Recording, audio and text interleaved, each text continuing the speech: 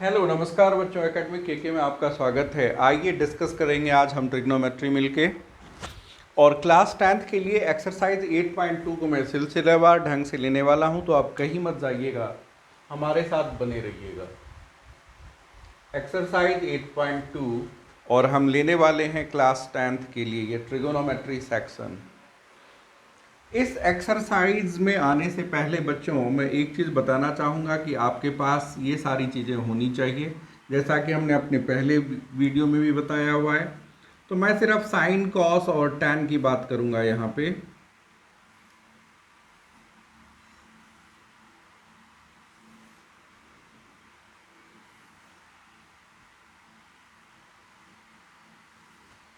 Zero, 30 degree, 60 degree,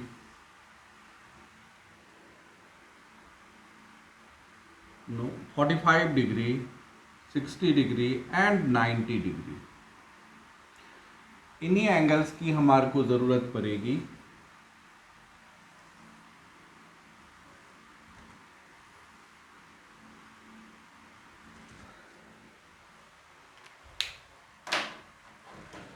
तो बच्चों क्या ट्रेंज होगा कि साइन थीटा की वैल्यू 0 से 90 की ओर बढ़ते जाती है। सो साइन 0 आपने क्या लेने हैं, 0। Sine 30 degree 1/2, sine 45 degree 1/√2, sine 60 √3/2 and sine 91। तो गौर कीजिए बच्चों, क्या हो रहा है, साइन थीटा की वैल्यू 0 डिग्री से 90 डिग्री की ओर इंक्रीजिंग ऑर्डर में आपको बढ़ता हुआ दिखाई देगा। कॉस को रिवर्स कर दीजिए, इसी ऑर्डर को आप रिवर्स कर दीजिए, कॉस के वैल्यू आ जाएंगे, cos 0 0, cos 30 √3/2, cos 45 1/√2, cos 60 degree 1/2 and cos 90 is 0।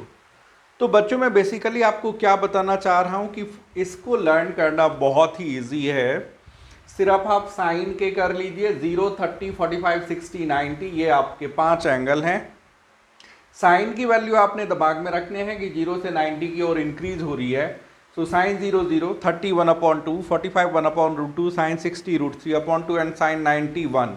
अब जब मैं कॉस की वैल्यू ले रहा हूं तो इसको रिवर्स ऑर्डर में रख दीजिए।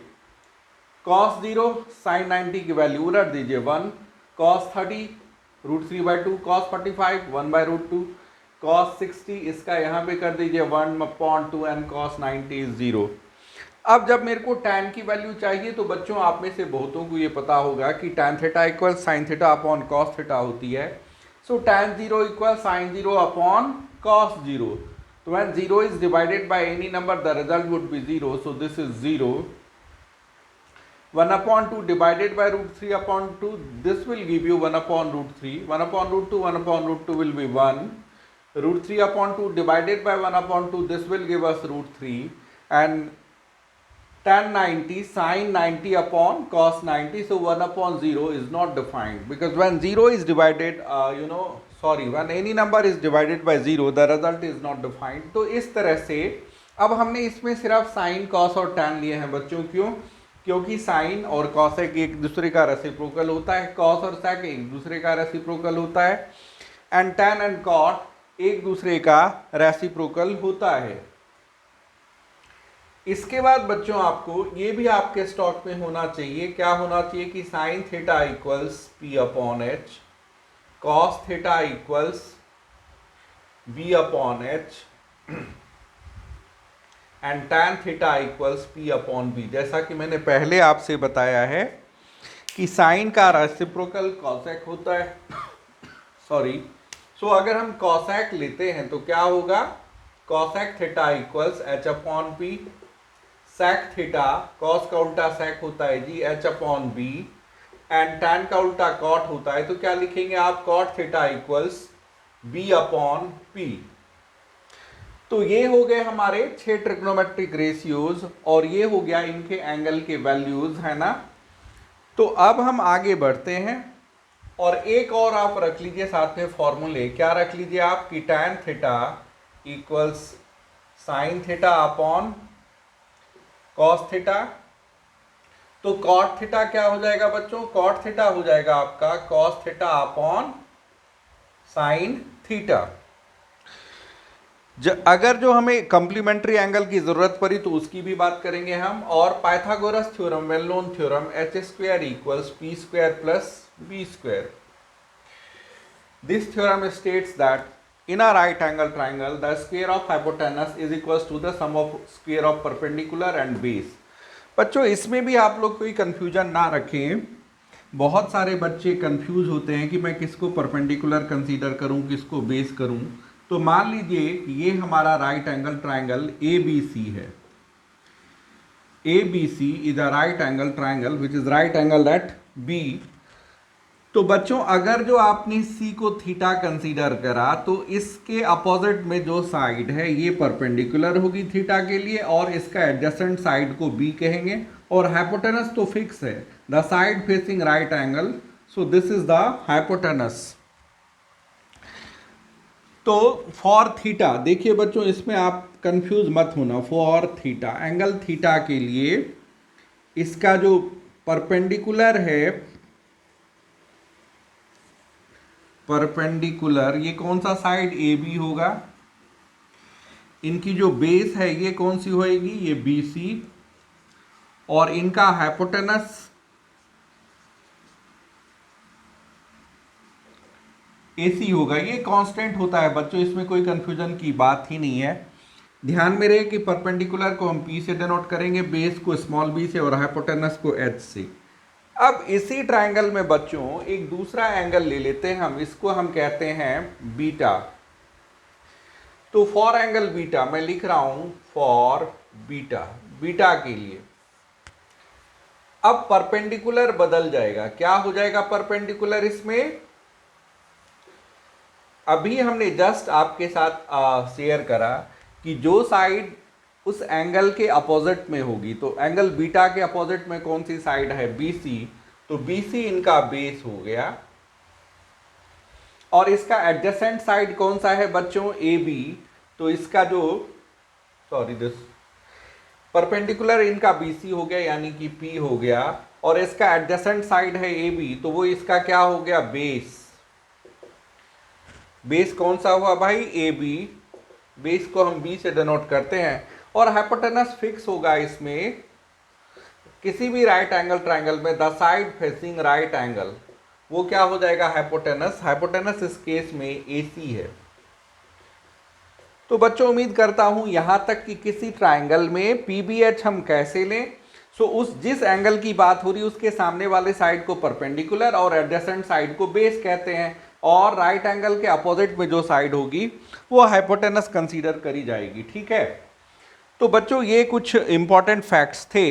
इससे पहले कि हम कोई सम्स की ओर आगे बढ़ें, ये सब चीजें आपके पास होना चाहिए। तो बच्चों आप रहिए ना बेखबर, हमारे साथ आगे ट्रिग्नोमेट्री में अपना रखिए कदम। हर कदम पे हम आपके साथ चलेंगे। मैं हूं आपके साथ आपका कुलदीप कात्यायन, और हम बात कर रहे हैं अभी एकेडमिक केके में एक्सरसाइज 8.2 क्लास 10th के लिए ट्रिग्नोमेट्री। तो जैसा कि हमने आपसे प्रॉमिस करा था कि अब हम आपको एक्सरसाइज वाइज सम्स को करके दिखाने वाले हैं। मैं ट्राई करूंगा कि हर एक टाइप का एक एक सम्स, और जो कुछ भी थोड़े से इंपॉर्टेंट या डिफिकल्ट सम्स हो उसको हम जरूर अटेम्प्ट करें। बच्चों आप हमारे साथ बने रहें। हमारे साथ बने रहने के लिए आपका थैंक यू। तो स्टार्ट करूंगा मैं क्वेश्चन नंबर 1 से। बच्चों आप हमारे साथ बने रहें। क्वेश्चन नंबर 1, इसमें से मैं ले रहा हूं क्वेश्चन नंबर 5 5th पार्ट।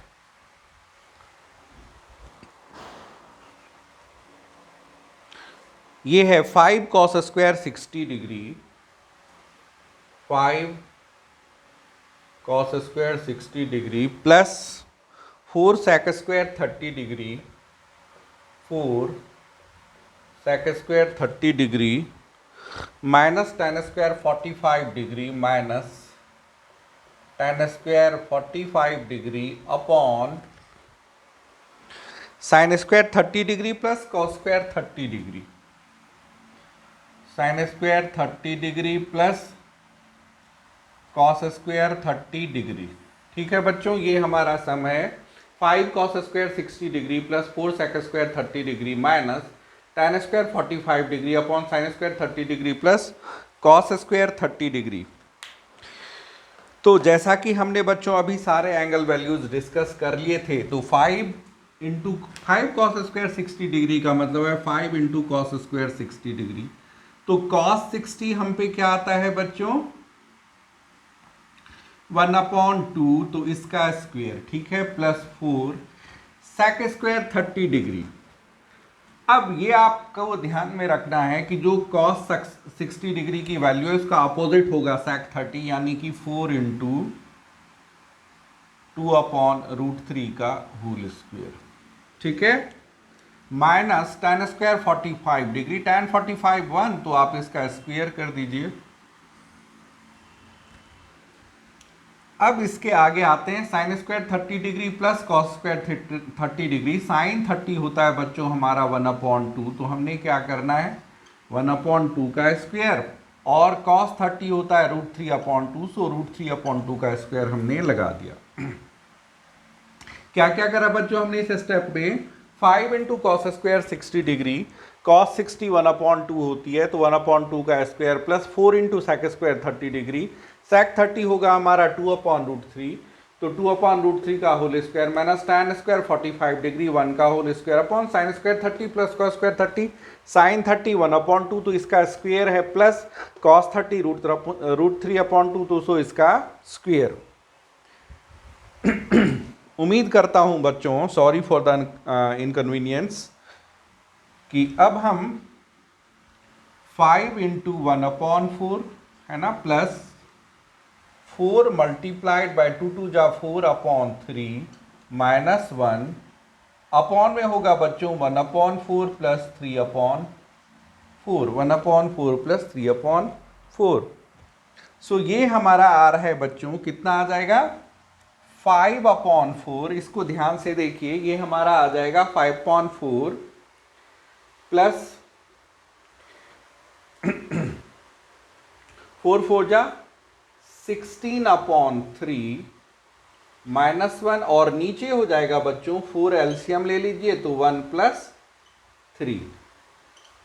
अब ऊपर देखिए 4 3 और 1 का एलसीएम आपको क्या मिलने वाला है 12, तो आप क्या ले लेंगे 12 लेने के बाद 4 3 जा 12, 3 5 जा 15 प्लस 3 4 जा 12 एंड 16 4 जा 64 माइनस 1 12 जा 12, 12 1 जा 12, नीचे हो गया बच्चों 4/4, तो ये पार्ट तो कैंसल। 15 प्लस 64 बच्चों कितने मिलने हैं 79 minus 12/12, so this would be 67/12। तो बच्चों इस तरह से जो हमारा इसका 5th पार्ट था ये कंप्लीट होता है। बच्चों आप इसे ध्यान से देखिए, उम्मीद करूंगा कि आप हमारे साथ पूरे सेशन में बने रहेंगे और इस सेशन को एंजॉय ज़रूर करेंगे। आइए अब मैं आपको आगे लिए चलता हूं। अब हम करने वाले हैं क्वेश्चन नंबर 2। एक में ये एक सेगमेंट मैंने ले लिया कि किस तरह से हम इनके वैल्यूज़ को सॉल्व करते हैं। बच्चों बड़े ही केयरफुली वैल्यूज़ को आपने पुटअप करने हैं, फिर प्लस माइनस मल्टीप्लाई आप पहले से ही करते आ रहे हो, तो वही आपने करने हैं। क्वेश्चन नंबर 2 की ओर हम बढ़ रहे हैं बच्चों, आप हमारे साथ बने रहें।